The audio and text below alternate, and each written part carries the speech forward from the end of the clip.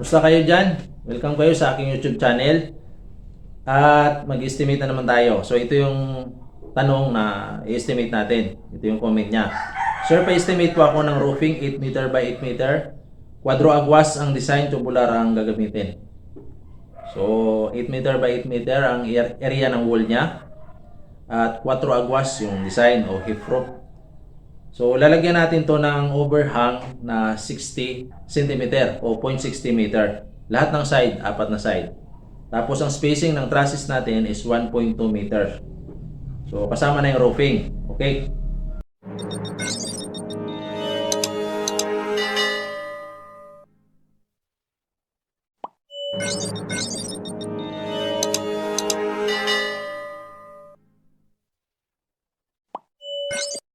So ang roof size with overhang, so ang original kasi na area niya is 8 meter by 8 meter. Yun yung area ng wall mo.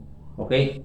So pag nilagyan natin to ng overhang na 0.60 meter, magiging 9.2 meter by 9.2 meter ang base ng roofing mo, ng bubong mo. Okay, base pa lang yun, flat pa lang yun. Yung 9.2 meter by 9.2 meter is 84.64 square meter. Pag nilagyan pa natin to ng tarik niya, ng slope, at ang ilagay natin na slope is mga 25 degree to 30 degree. So, magiging total area ng roofing mo, okay, kasama na yung slope, yan. Kasama na yan yung apat na slope na yan, na may tarik na 25 degree to 30 degree. Ang magiging total area ng bubong mo is 100 to 105 square meter, yung tansya natin yan. So, ang number of trusses mo is, ang spacing niya kanina is 1.2 meter. Okay? So, 9.2 meter divide 1.2 meter, 7.6. Okay? So, gagawin natin tong 8 pieces. Okay? 8 pieces. So, ibig sabihin, yung mga pagitan ng mga trusses mo is 8 pieces. So, yung pagitan yon. Kaya pag mula dun sa dulo hanggang sa dulo, magiging 9 na piraso yan. Kaya ang number of trusses mo is 9 pieces. Okay?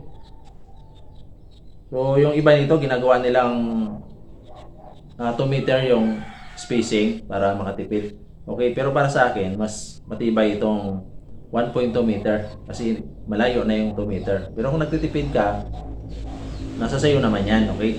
So, mas matibay yan para sa akin, mas matibay yan sa hangin. At ito yung karaniwang mga bubong, patro-agwas, doon sa mga madalas daanan ng bagyo kasi mas matibay ito sa hangin. Okay, so tubular ang trusses na gagamitin mo. So, ito yung materialis na gagamitin mo. So, estimate natin, ang gagamitin na materialis mo is tubular. Sa top cord, ito yung top cord na trusses, gagamit tayo ng 2x2 by 1.5 mm. Tapos yung sa bottom cord, gagamit tayo ng 2x2 by 1.5 mm. Parehas lang. Tapos yung wave niya, kumukonekta sa bottom cord at saka sa top cord. Okay, wave tawag nun. Yung mga ganon. Okay. So, gagamit lang tayo ng 1.5 by 1.5 by 1.2 mm. Okay? Ang CPR lens na gagamitan natin is 2 by 3 by 1.5 mm. Okay? So, ito yung estimated quantity. So, ito yung estimated quantity ng mga materials na kakailanganin natin. Ang 2 by 2 by 1.5 mm top cord, bottom cord, is 22 to 25 pieces ang kailangan natin. Okay? Yung 1.2 by 1.5 by 1.5 by 1.2 mm is 18 to 21 pieces ang kailangan natin. Ang CPR lens natin na 2 by 3 by 1.2 mm, 55 to 58 pieces ang kailanganin natin. Kung gagamit ka ng bracing, so kahit wala ng bracing to, pero kung gusto mo mag-bracing, flat bar yung gagamitin mo. Okay? Hindi na natin lalagyan dito ng quantity yung flat bar kasi optional lang naman to. So ang estimated ng steel natin, mga steel na ginamit, tubular, lahat ng steel na gagamitin natin, ang estimated kilogram natin ito is 1,500 to 1,800 kilogram. Okay. Ang roofing materials natin, yung long span, rib type, ang total area ng roof mo is 102 square meter. Dadagdagan natin to ng mga 5% allowance. Kaya ang i-order mo ngayon na long span para sa bubong mo is 110 square meter. Okay. So ito na yung mga materyales para dyan sa bubong mo. Okay. Yung long span roofing mo, ang kapal niyan is 0.4, 0.5 mm. Pili ka lang dyan. Is 110 square meter.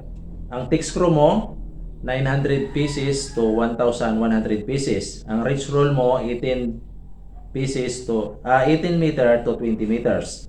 Ang flashing mo is 15 meters to 20 meters. Ang sealant mo is 6 to 8 tube. Okay, ito yung rough estimate natin, guys. Take note nyo ito.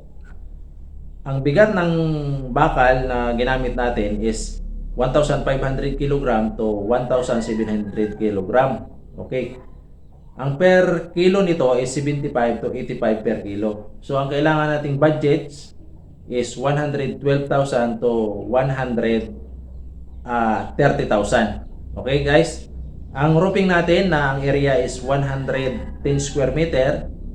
So 550 to 700 per square meter nito is 60,000 to 75,000 ang kailangan natin. Okay? So ito yung total estimated sa project cost. Materialis lang to ha. Is 170,000 to 200,000. Okay? So yan. Ang kailangan mong budget sa materials is 170,000 to 200,000. So kung isama natin dyan yung fabrication at saka installation, bali labor na to, is magiging 230,000 to 270,000. So yan guys, ang labor nito, mga 45 to 50% yan. Doon sa materialis sila kukuha ng labor, kung magkano yung nagamit, magkano ang halaga ng gamit na materialis. Karaniwan 45 to 50%, kaya 230 to 270. Okay? So, maaaring umabot pa yan sa 290. Depende doon sa mga kontraktor. Okay? Depende kasi ng kontraktor yun. Merong mataas maningil ng mga kontraktor. So, makipag-communicate na lang kayo ng maigi sa kanila, makipagtawaran na lang kayo. Okay? So, ayan. Nasagot ko yung comment mo. At sana nakatulong to sa iyo para magkaroon ka ng idea kung magkano yung budget na kailangan mo sa bahay mo na 8 meter by 8 meter. Wall area is 64 square meter. So kung mayroon kayong katanungan guys, comment lang kayo. At siyempre, sa dami na comment, mamimili lang ako dyan kasi isang beses lang sa isang linggo ako sasagot ng comment. So kung natipuhan ko, sasagutin ko yan. Okay guys. So huwag niyong kalimutan mag-like. Okay, kung nagustuhan nyo yung video natin, paki-like na lang. So, sumigi kung nakasubscribe ka para mabilis mong makita yung bagong upload ko na video. Okay, tumatanggap din ako ng kunting tulong o donation via Super Thanks. Pindutin nyo lang yung thanks sa baba. Gagayad kayo kung paano kayo makadonate sa akin yan. Okay, pinapasalamatan ko yan.